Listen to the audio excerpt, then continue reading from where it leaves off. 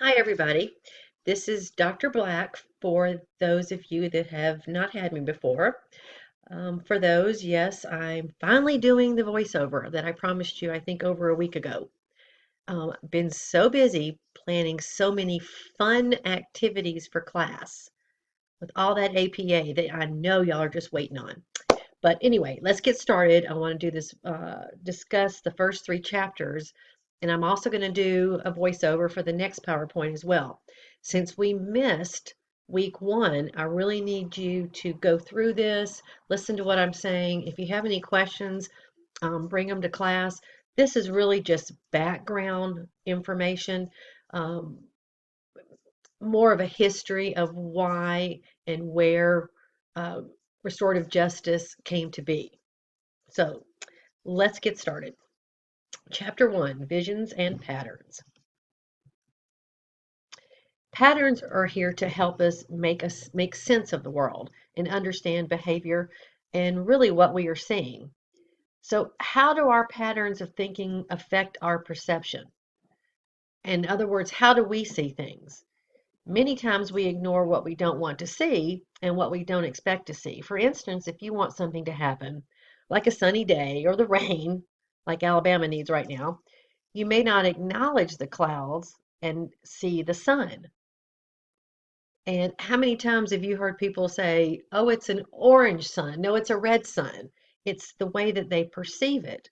So patterns of thinking help us broaden our horizons if we take notice of our perceptions. Now, patterns can also give meaning to the data and information that we take in each day, but can limit that data that we perceive. So, in other words, is our criminal justice system working? Most would say no. Many would say yes, especially those in corrections. There is a lot of distrust in our current criminal justice system, and out of that has emerged this new pattern of thinking. And we need to know, as criminologists, not just what it is, but what has influenced this concept before we can really understand it fully. As we know, there has not always been a criminal justice system, such as the courts, laws, corrections, or law enforcement. Societies have changed how they react to crime. And because of how the community perceives crime or their pattern of thinking, their reactions are not always the same. Crime was not always against the state as it is now. When you commit a crime, it's the state that charges you. If you have a break-in, you do not usually look for the offender yourself. You call the police, which is the state. In primitive cultures, let's say 1800 BC and well before the modern era, the conflict between people, it was not about breaking laws, but more about the harm that was done from one individual to another. So crime control was really non-existent. The individuals policed themselves in a personal manner in the form of vengeance. It was expected to be handled that way. As an eye for an eye. If the victim and the offender could not resolve, then the conflict fell to the family. Crime created obligations to make the crime right. It was an affront to the victim and the victim's family. When the responsibility fell to the family, many times this would lead to the death of the perpetrator or the offender. It also led to a circle of violence and eventually to the blood feuds. Communities and the public had to take charge to reduce the violence. They did this as mediators and negotiators. For instance, the church even made a list of the conflicts and they tried to address them within the order of the maximum to the less. Um, Communities, they put limits on the vengeance in the way of codes that we now call laws.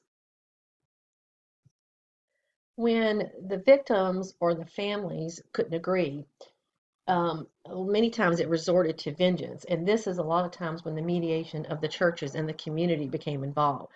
Over time, even the consequences of vengeance began to negatively affect the public and society as a whole. So the communities, including the churches, moved to more to compensation and retribution in order to satisfy the harm that was caused. If the mediation or the agreement failed many times again, you vengeance occurred. The Code of Hammurabi, it focused on restitution and punishment. It was believed that it would protect the lower classes from the elite and even out the balance, but punishment was also enacted according to class. So, for instance, if a lower class individual stole a piece of jewelry, they may be put to death. But if a member of the elite did it, they may only be required to pay the price of, of the jewelry. And during this time, there was also corporal punishment and absolute law. Punishments could be very harsh, death by fire, drowning, mutilation, dragging them through the streets. Our civil law is based off of Roman law, which began more or less as a lawless society until the last century of the Roman Republic.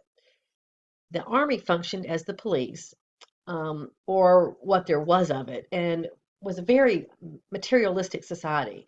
In other words, there was restitution and punishment were their main outcomes.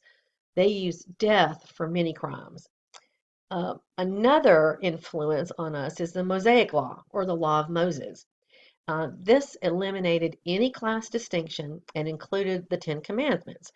And the society was rich in detail with customs and moral obligations, but punishment could also be very severe. In other words, they were making the perpetrator accountable. The concept of shalom is a Hebrew thought that really means the opposite of crime and means wants there to be peace in a community. This is not a theme, but another way of thinking. It is a core belief and impacts and affects other beliefs. This is really what is central to God's vision, his intention. The roots of shalom, um, it brings it, like I said, it's a way of thinking, it's a mode of thought, and it brings peace back to the community. Supporters of shalom understand that this peace is not easy and that injustice still exists, but they understand that injustice exists, but we need ways to fix that injustice. They don't think we should just sit around and just hope for peace and pray that it gets better, but that we have to actively work for that. Hebrew scripture also tells us that retribution was used to restore the harm caused as well as punishment. Another way to look at shalom is to understand it is as a condition of all rightness, that it's it's not a program and it's not a book, but it's people live in shalom. So it means that they want to live in peace. They want to live in peace with their relationships, and they have a relationship to everything and everybody. So all of society is involved. All of society has that personal character of the state of peace, and that's what they're seeking. So all of those societies that I just went over and their patterns of thought influenced the present day. But we need to remember that the U.S. began as a British colony, not including the Native Americans, of course. Legal processes were created to help empower the kings of Britain. In early Britain, the king was really seen as the victim of the crime. So the ninth century, where the king was viewed as the victim and the one harmed. This was a way to keep power in the hands of the king. If he was the focus of everything, then he kept his power. Because the system became more future oriented and focused on keeping people law abiding, harsher punishments were seen to be deterrents. The medical model that grew from this was in favor of segregating offenders. The idea actually came from monasteries. Um, penitentiaries didn't come around until around 1790, and it was considered a place of penance. Jeremy Bentham, for instance, that we talked about in theory, or you will talk about in theory, was an advocate for the prisons in order to segregate in order to segregate the prisoners, like in hospitals, so that they could be exposed to treatment, which was considered a correction of the mind.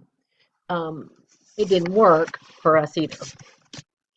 This then led to Reformation, which was penitentiaries. William Penn from Pennsylvania colonies began using imprisonment and hard labor as opposed to capital punishment. In the 16 and 1700s, really, more prisons popped up in more colonies, and the colonies moved away from English law and less severe outcomes. Along with William Penn, Jeremy Bentham, and Beccaria, and Howard, there were others that wanted less capital punishment and more penitentiaries. In other words, let's not kill them, let's just house them.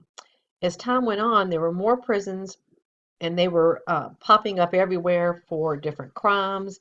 We had debtor's prison, jails. Those were the difference in the levels.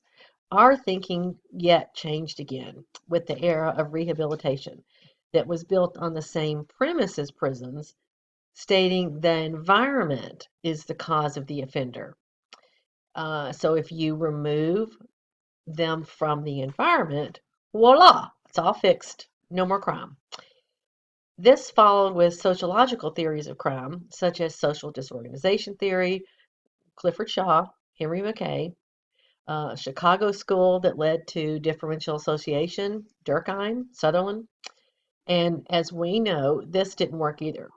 You can't force someone to change just because, you tell them to, or you lock them up. You get them out of the problem where it was causing it to begin with.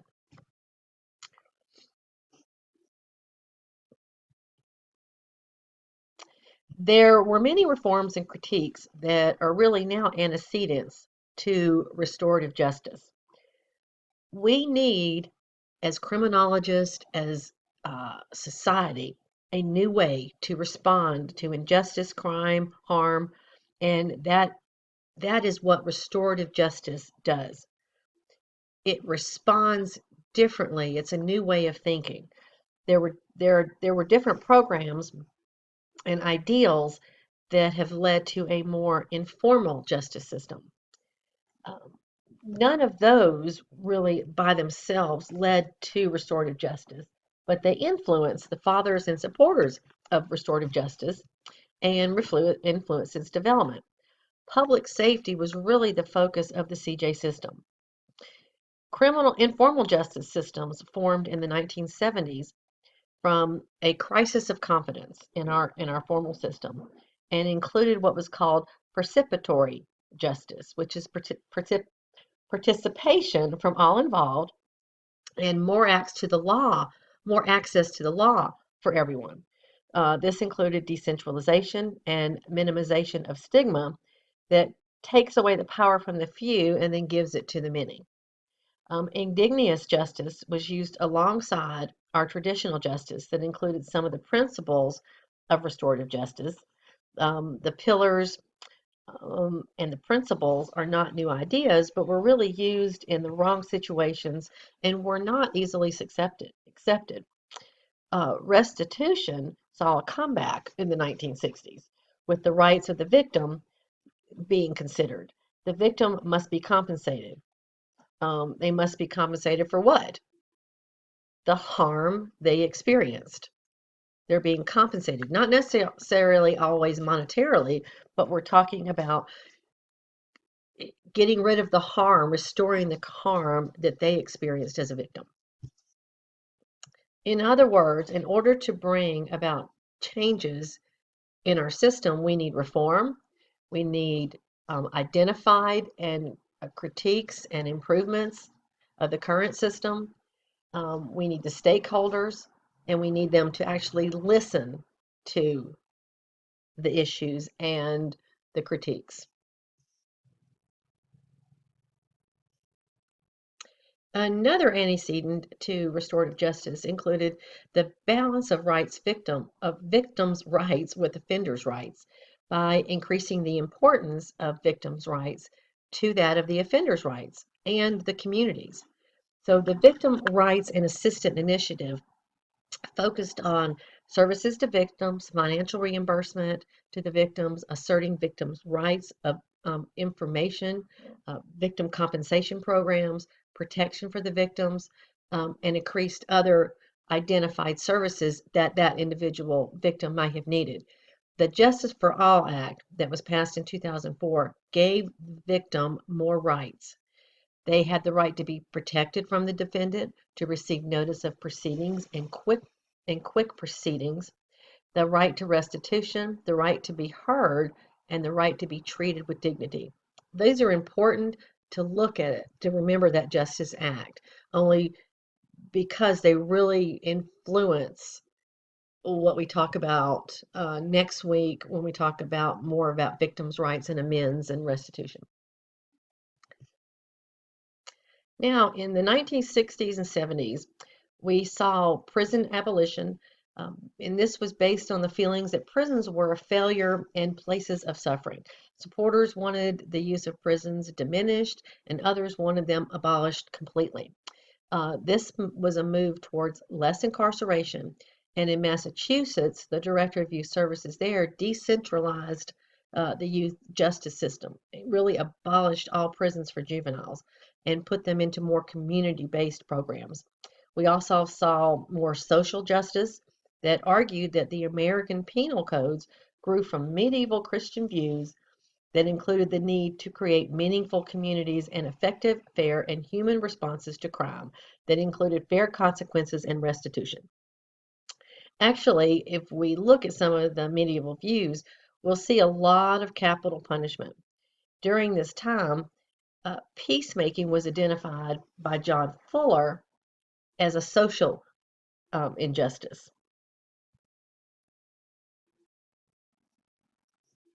Now, that wasn't too painful, was it?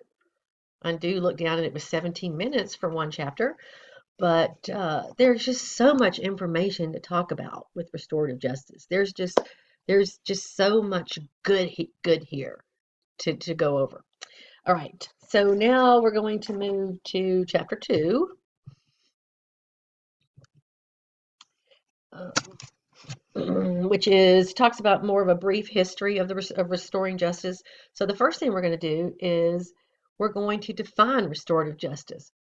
I would like for you, this is something I like to do in class, I like to ask everybody, what is your definition of restorative justice? I'm going to do that on Monday. So you need to be thinking about, and I don't want you to repeat what's in the book. I don't want you to repeat what Howard Zare says or John Brathwaite. I want you to really think of, what do you think of restorative justice is? Okay. So when we define restorative justice, there are many different ideas, definitions, beliefs about restorative justice. And the book, even both of your books, will show you different definitions, and it just depends on who you talk to. There's nothing wrong with those definitions as long as they follow the main focus. Now, Howard Zare, and I'll mention too on Monday, there are a lot of supporters of restorative justice. But there's a few of my favorites. Howard Zare is really one of my favorites, as well as John Brathwaite. But Zare has one of the best definitions that I've ever found. And he said that crime is a violation of people and relationships. It creates obligations to make things right. Therefore, justice involves the victim, the offender, and the community in a search for solutions that promotes repair, reconciliation, and reassurance. He is really considered the father of restorative justice. Albert English was the first to use the term restorative justice in research in the 1950s. In his research, he noted that there was the three types of criminal justice systems. He noted retributive, which is punishment, more distributive system, which is therapy focused on the offender, and then restorative, which is really restitution and reparation focused.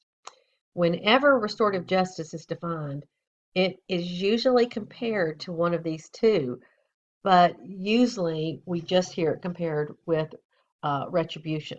And we're going to do some of that also. A few of the most common definitions came from nowhere else but theorists. I already went over Zayre's. Marshall, he defined it as all parties at stake should be involved in the outcome. Wright, who is another supporter of restorative justice, saw it as it does not further the harm and that the community aids victims, the offender is held accountable, and we restore the situation back to where it was before the behavior from the victim, from the offender.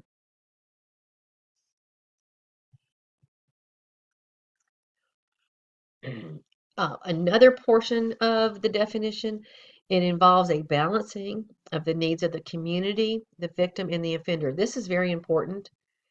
This is, as I will state repeatedly throughout this class, this is an evolving concept. It's always changing. It's always meeting the needs of a community, the victim, and the offender. So it's balancing all of those needs to get together. It seeks to build a partnership between the victim, the offender, and the community. And if you have time, it's really great. I'd like you to go back to page 7 in your Restorative Justice Today book, or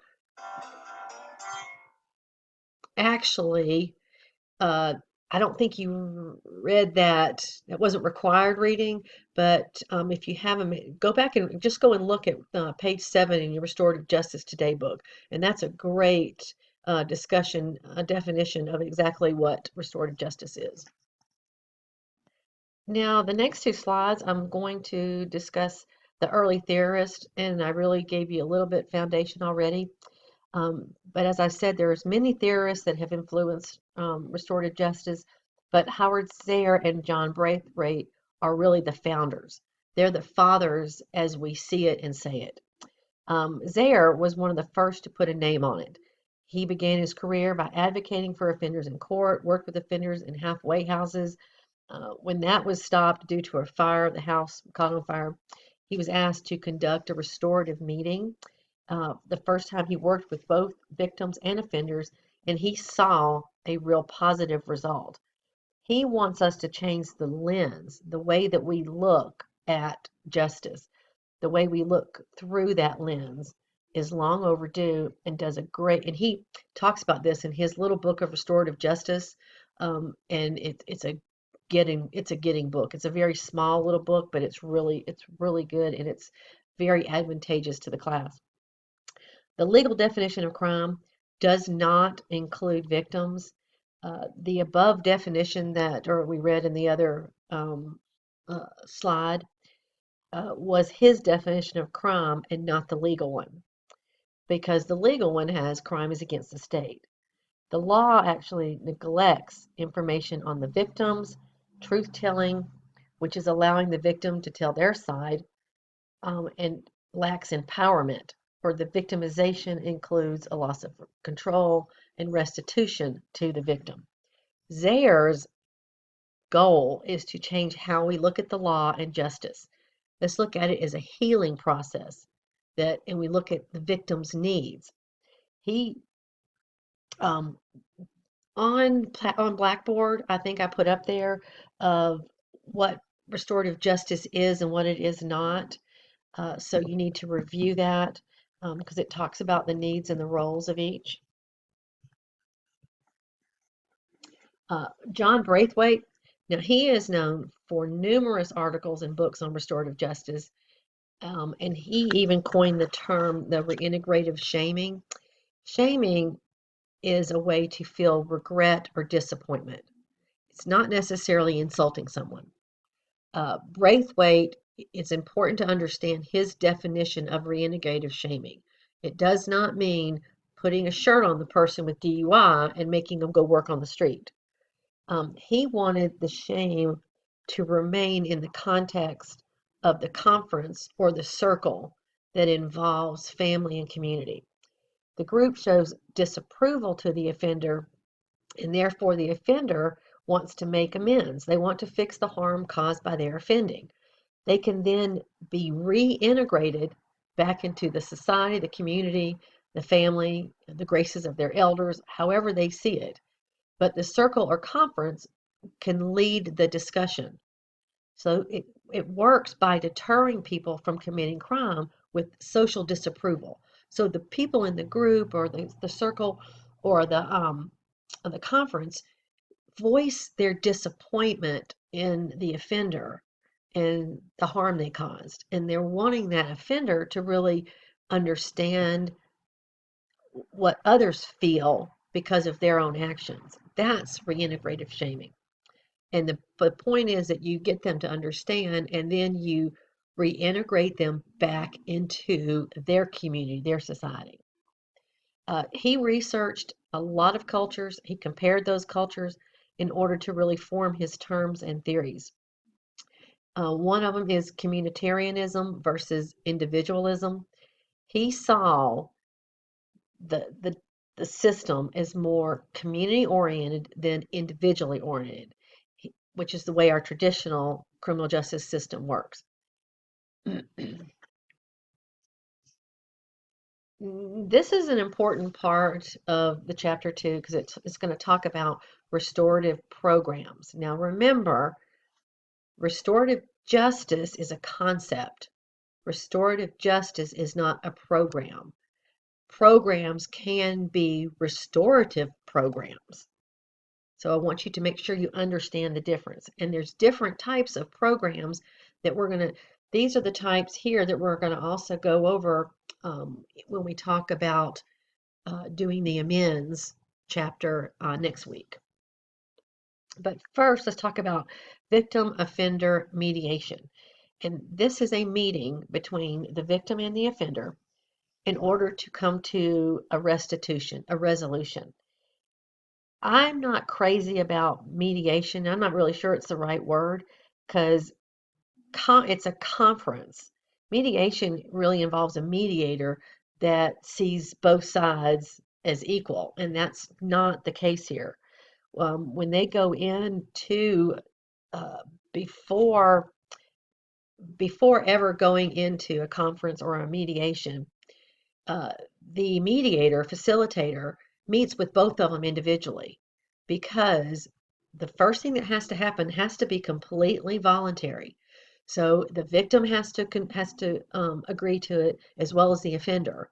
So that mediator facilitator talks to each one of them separately before they ever meet with each other. But victim offender mediation, it began as a program to impact offenders and help them understand the harm they caused through their offending. It began as a community-based program and not by criminal justice system. It was tested in Texas in the 90s and then moved to other counties, but it also began in other countries. For instance, the Maoris. But both victims and offenders are there to solve their own problems because they both have identified problems and needs. As we said, this is not about forgiveness or reconciliation. It's about what? Repairing the harm caused. Repairing the harm caused. Repairing the harm caused. Sorry. The next type of program that could be restorative is conferencing.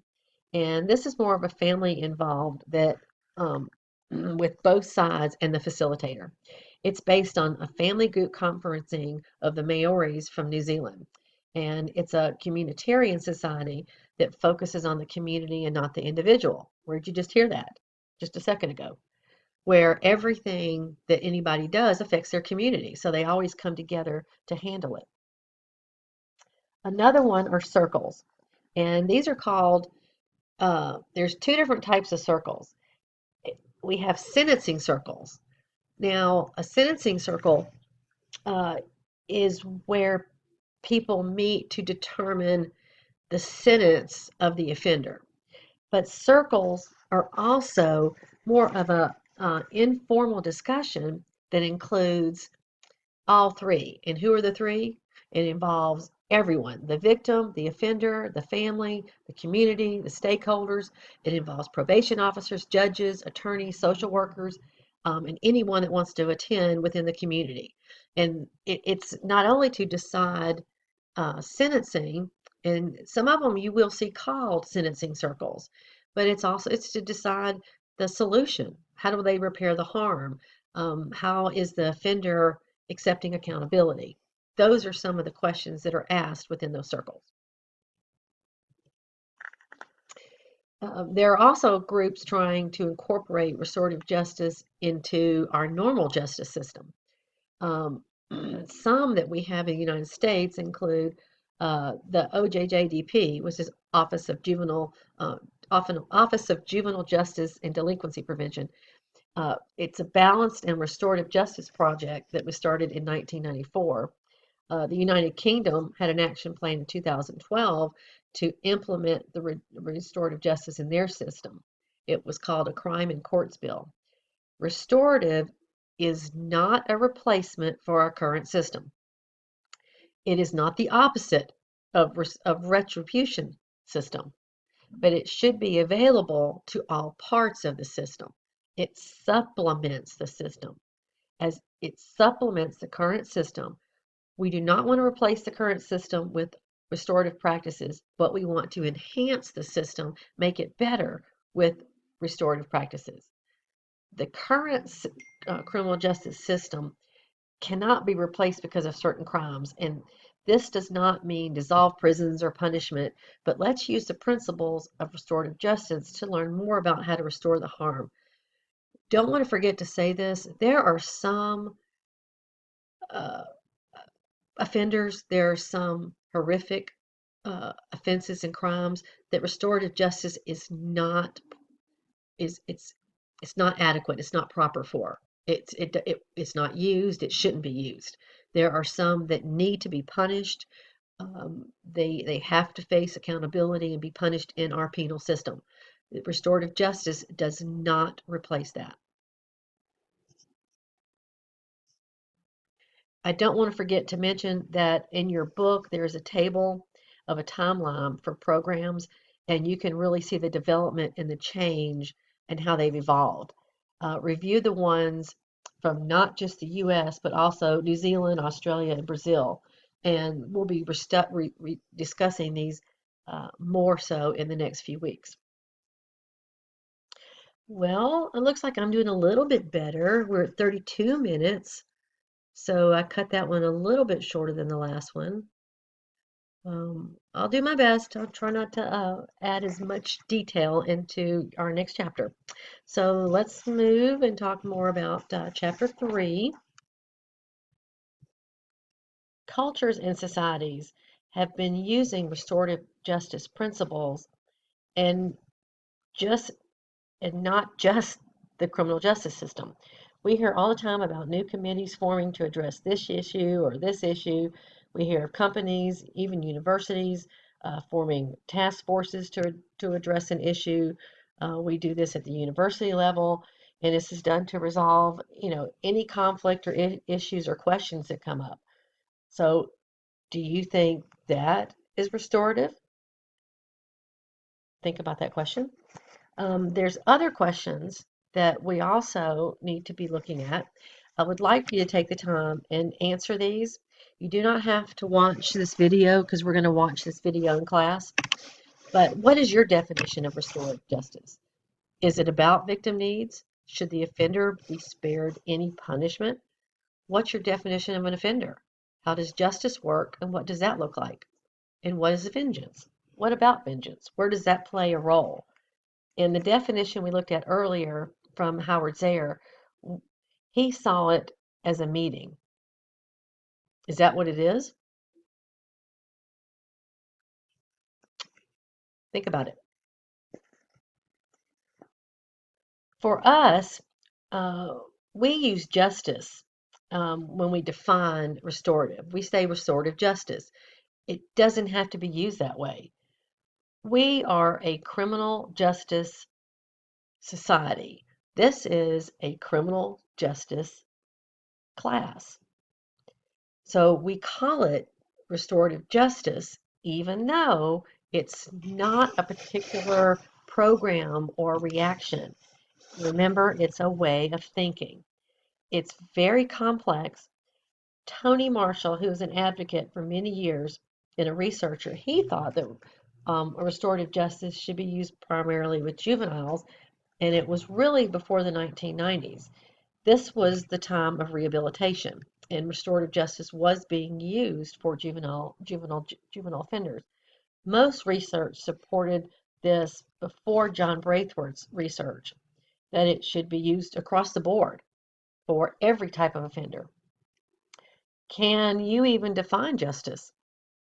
Justice balances the stakes, rights the wrong. It's about accountability, taking responsibility for your actions. Um, what do you think that justice is? What is crime?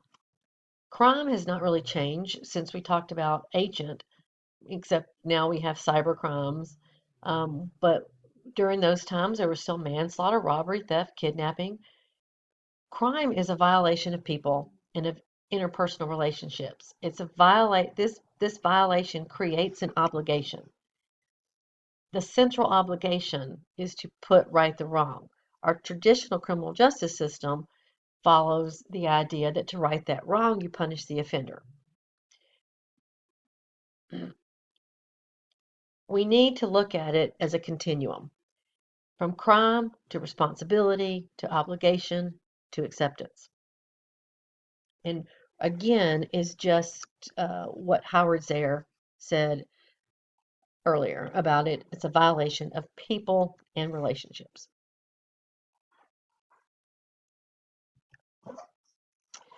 We're going to talk now about the important concepts of restorative justice. And those concepts are encounter, reparative, and transformation.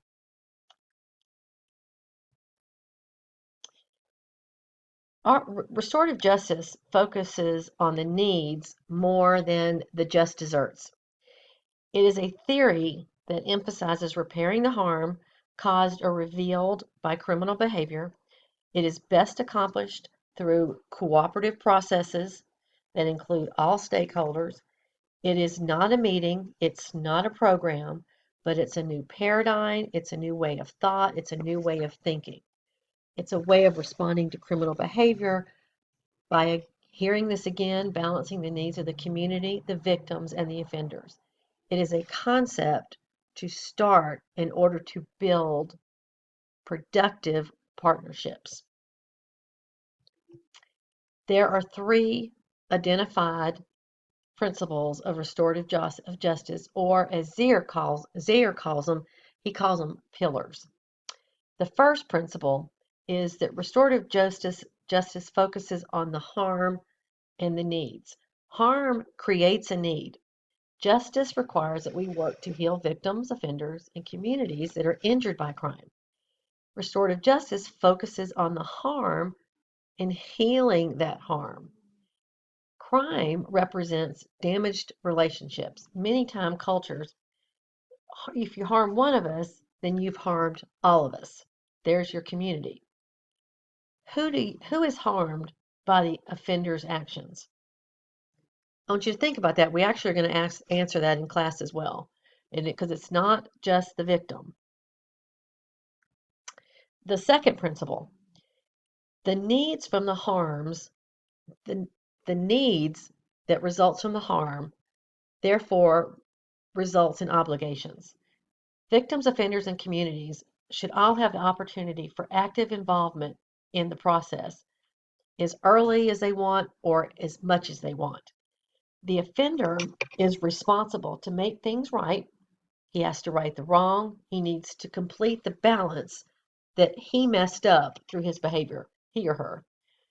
The offender is the first one responsible, but we're going to see later that the community is also responsible and has obligations to help restore the harm.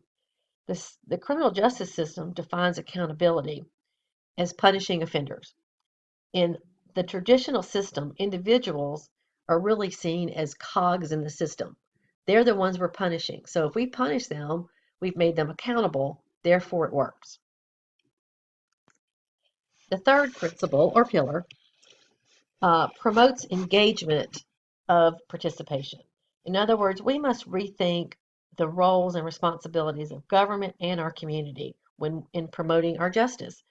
The government is responsible for preserving a just order, and therefore the community is for establishing a just peace. Restorative justice promotes engagement of participation obligation.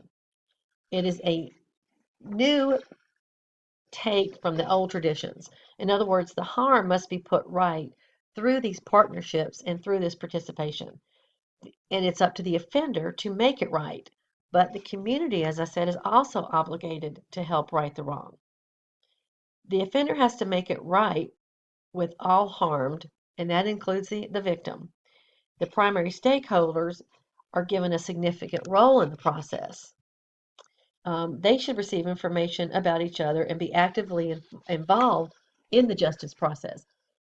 In other words, all need to come to a consensus about what the result should be and what should be done. And you have to identify the harm and ways to restore that harm. Does this mean that there's a dialogue directly among everyone, or can we use surrogates? In other words, and this happens. There are times, let me see if I'm okay. There's times when the offender doesn't want to participate. There's times when the victim doesn't want to participate or doesn't want to see, may want to participate, but doesn't want to see the offender. And therefore, we can use surrogates to take over their role as the presence within that meeting. Next, want to look at the operational values of restorative justice. These are 10 values that we want to see in any program that uses the restorative justice principles. And of course, we're not going to talk about all of them, and you'll see some in here that we actually will. But um, the amends means to fix it or correct it. What has been done?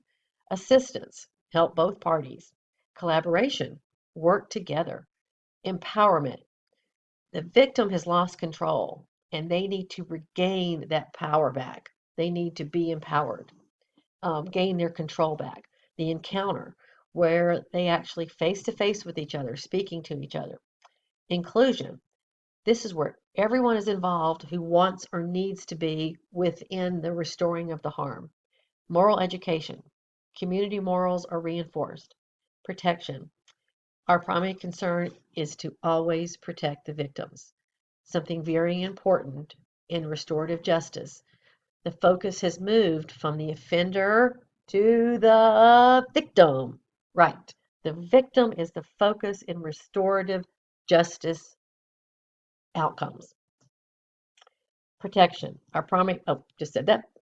Reintegration. Helping the offender to rejoin their families and society. We're going to talk about this more next week, but reintegration is not just talking about the offender reintegrating from prison. We're talking about the offender and the victim, because they both have to go back. If the victim is harmed in their home, they may not want to go back to that home. So we want to help them reintegrate back into their life. And the resolution, which is fixing the victim's hurt the best way we can. Restorative justice focuses on justice and not revenge, not vengeance. Revenge is reactive. Restorative is proactive.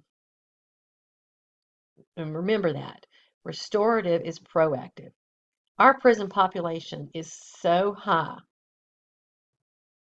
but we don't want to take people out of prison just to reduce that number. We want to stop future offending. Restorative justice is not non-punitive, and it can help give the offender a purpose, especially when we're talking about a youthful offender who has their whole life ahead of them.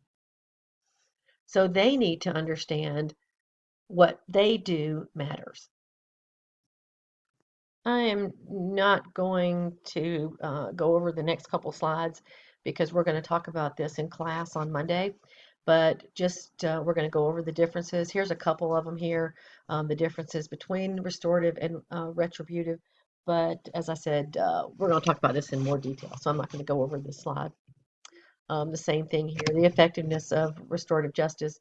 We're going to do this again in class on Monday. So that is it, and I will do my best to do the voiceover for the other chapters, but I may not need to. I'll review that before I do that, because since we will be talking about that in class somewhat. Now, remember, those that have had me, you know this, and the new students to me, not new students, um, but what I try to do is I do not lecture in class. We're going to be doing more discussion work and doing activities. So I don't go over the PowerPoints. You need to do that prior to class. Any questions, bring them in on Monday. If you have anything before that, shoot me an email. See y'all then.